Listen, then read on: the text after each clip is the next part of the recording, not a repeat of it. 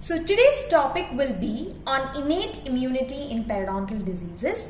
So the word immunity is derived from a Latin word immunis, meaning exempt, which is a state of protection from the disease. So the whole discipline of immunology evolved when they found that the individuals who are affected and recovered from certain infectious diseases were thereafter protected from the disease, meaning a second exposure did not produce the disease. So the immunity can be divided into two components. One component is a less specific component and a more specific component. The less specific component being the innate immunity, the more specific component being the adaptive immunity.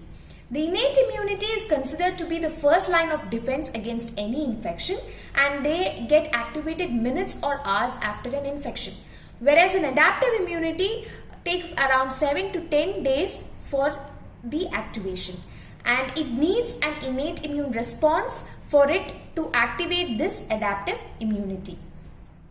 Imagine this to be the periodontitis affected tooth, and this is the dental biofilm which is seen adjacent to the tooth. We all know that this dental biofilm consists of more than 500 species of microbes.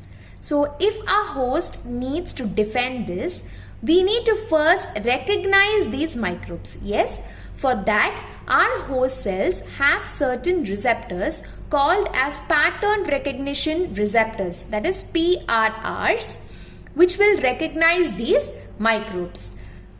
Coming to the two main challenges faced by the innate immunity is that I told you that there are certain receptors which is present in the host cells which can recognize these microbes. So these receptors are limited when compared to the large vast amount of periodontal pathogens.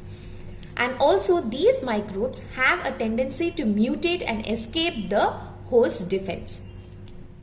But the innate immunity is quite smart. What happens is that they recognize certain structures, that is evolutionary conserved structures on these microbes, okay, which is called as MAMs or PAMs, microbial associated molecular patterns, pathogen associated molecular patterns. Some of the microbe associated molecular patterns are fimbriae, lipoproteins, heat shock proteins, lipopolysaccharide, outer membrane proteins, and the whole bacteria. So now you might ask me that I told you earlier that these microbes have a tendency to mutate and escape the host defense. But what happens to these structures? Does they undergo this same mutation? No. These MAMs are quite important to enter the host or evade the host defense. So these structures do not undergo much of the mutation. So that is why these PRRs recognize these structures on microbes. The PRRs, that is the pattern recognition receptors, can be classified into transmembrane PRRs, cytoplasmic PRRs, and soluble PRRs. So first coming to the transmembrane PRRs. So as the name suggests, these PRRs will be found just engaging the cell membrane, okay. So first we are going to discuss about TLRs, which is nothing but toll-like receptors.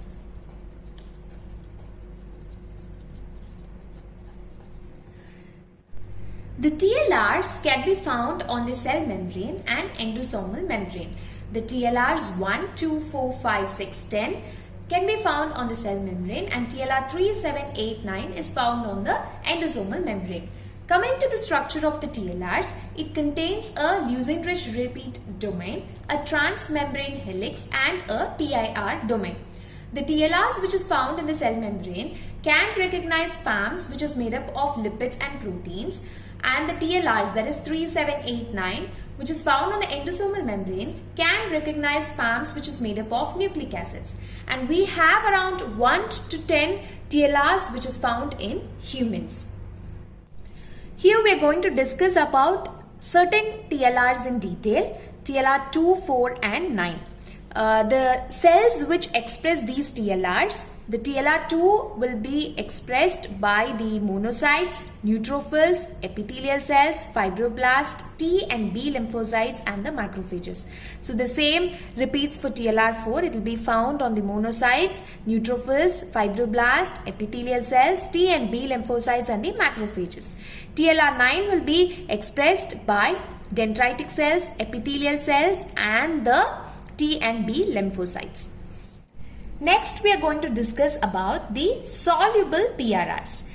The soluble PRRs are secreted as proteins into the plasma.